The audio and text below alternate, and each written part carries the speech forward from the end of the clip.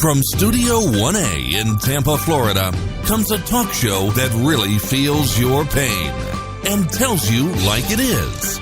We love America and all that freedom-loving Americans want to protect. Live from coast to coast and on your radio, it's For the People with Keith Allen. We'll help you survive this thing called life. We're for the people. Whatever your source of stress or strife, for the people is there. For the people, indeed, there for you. I am Keith Allen and proudly welcoming you into this Tuesday's edition of For the People on October the 24th, 2017. How are you? Glad to spend a little time with you. Russia, Russia, Russia. It's all we've been hearing from the left and the right, actually, lately. But it was increasingly the left basically trying to say that Donald Trump was colluding with the Russians, and there was absolutely no proof showing that there was any collusion or any interference with the electoral process at any, and I preface this, any voting places, anywhere. In other words, your ballot was not affected because of the Russians. Okay, the Russians, they bought some ads, but they did not interfere, as the DNC was alluding to, and Hillary Clinton was trying to say that that was what happened, and it is amazing. But it's understandable, though, to why there was so much denial about it's become abundantly clear, but it is a marching order, and it's something that many people on the left subscribe to, Hillary Clinton for sure, Barack Obama, and is that you never take responsibility for it. You always pass it on to somebody else, blame it on somebody else. This is Saul Alinsky's Rules for Radicals. Read it. But it is the marching orders because of the very fact, if anybody colluded with the Russians, it's clearly Hillary Clinton, and she's very defensive. She's very raw because she's trying to explain that it was the Russians. It was Donald Trump's business dealings with it. He paid the Russians off to make all this happen. And now with the uranium, to find out 20% or possibly even more is owned by the Russians. And guess what? They benefited from it. But Hillary Clinton, she says this. It's the same baloney they've been peddling for years, and there's been no credible evidence by anyone. In fact, it's been debunked repeatedly and will continue to be debunked. Not so fast. There was a report from the FBI that just surfaced about Russian bribery plot, tried to shift basically the uranium with a bribery game of money into the Clintons' hands and to Obama's hands and to this administration. And they okayed all of this mining deal with a mining company, a sale to the Russian firm, giving it partial control, more or less, the way I understand it, over American uranium reserves. So who colluded with who?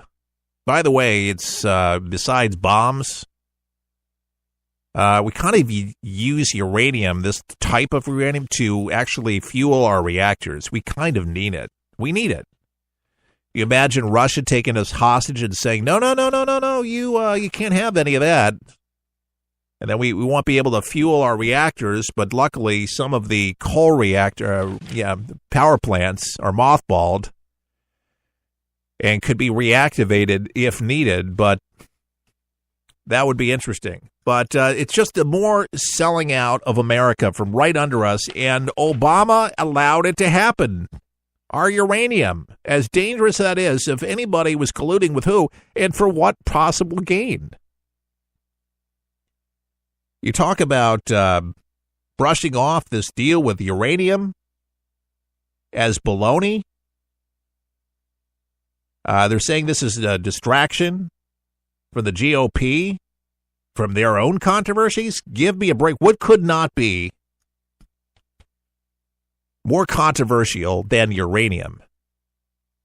Dear God, we're having a problem with Kim Jong-un over him launching a nuke.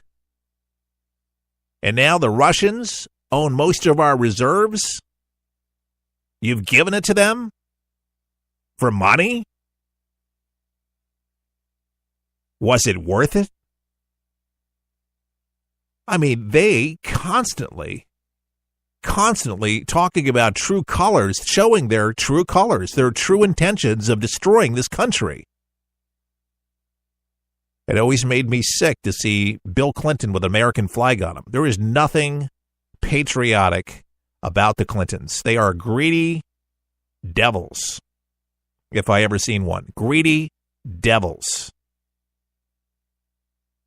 Dear God.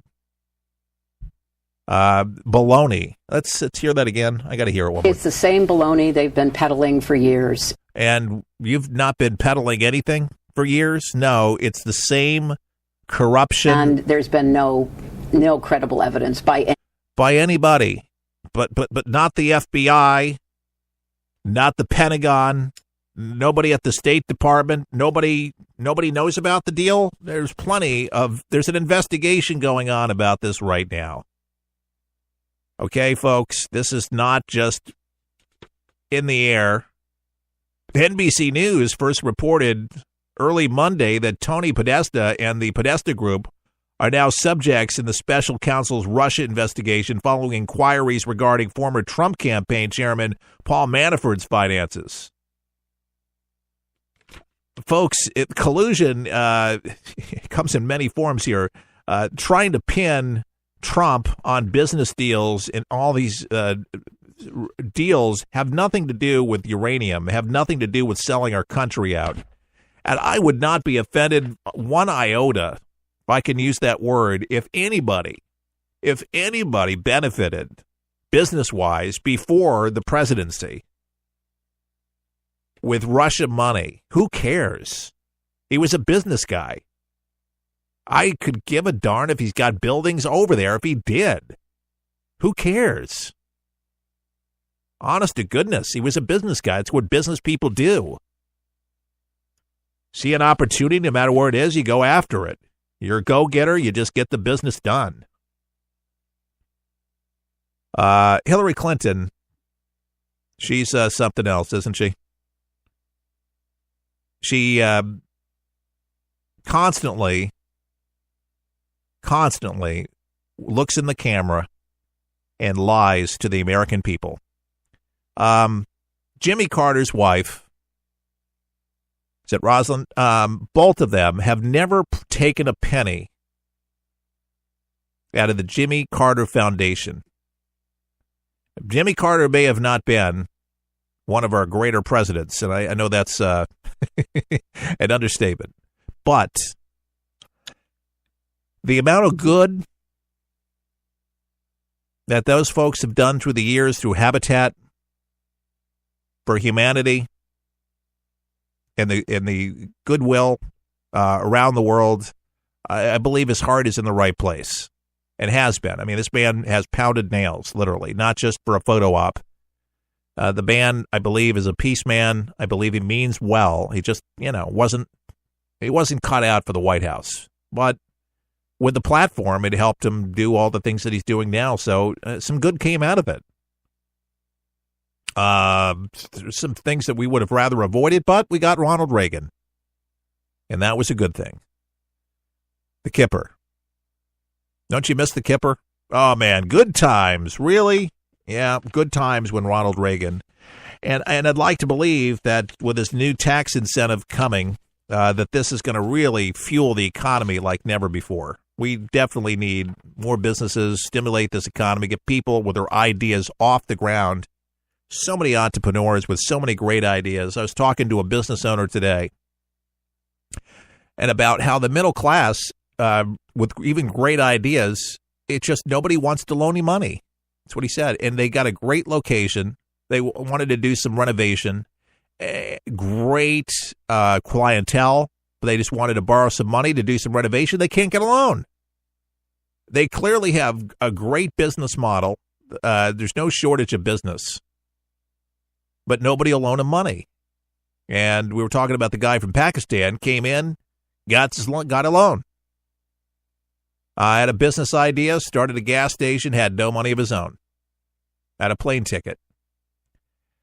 Something wrong here, folks. Something wrong here. Something's going on. We gotta open up the banks. We gotta open up the business here to this country to give Americans the opportunity to be able to reach their full potential. And to do so, folks, it does take money to build a business. It does. And it's not easy anymore. There's so many people looking to do the same thing.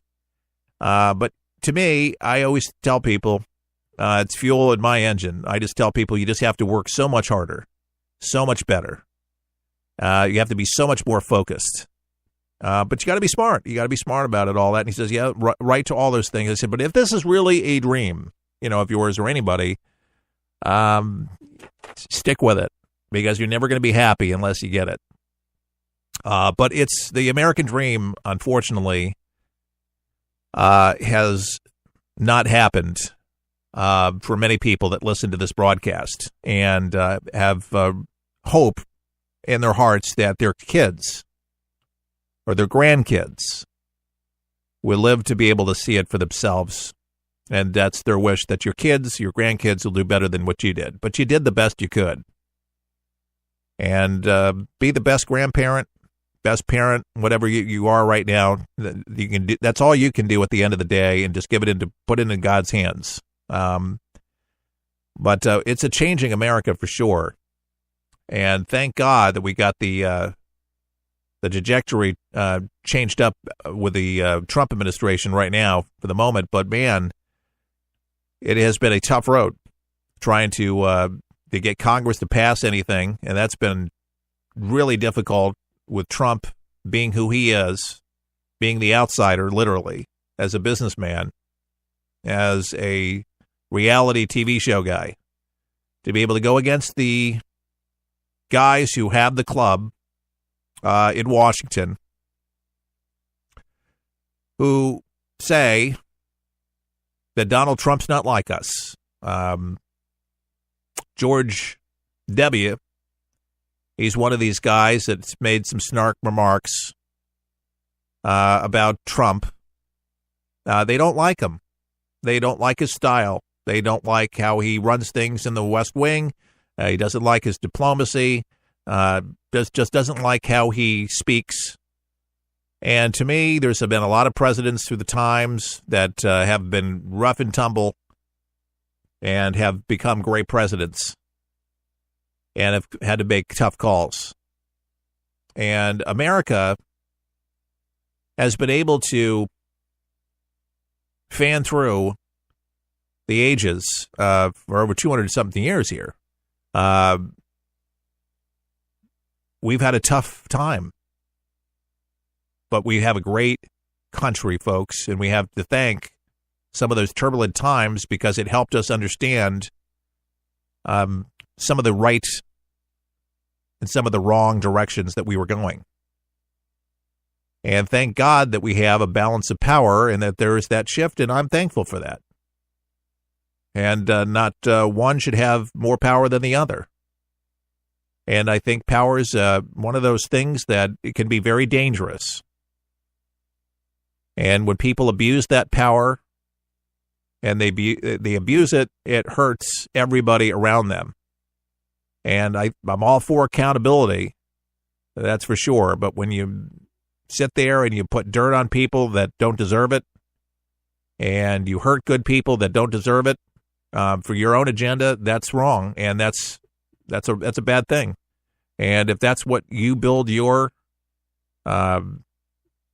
legacy with, and that's what the Clintons have done, no telling the amount of dead bodies or the amount of dead people surrounding them. And Obama has killed military folks on going after people like Bergdahl and releasing terrorists.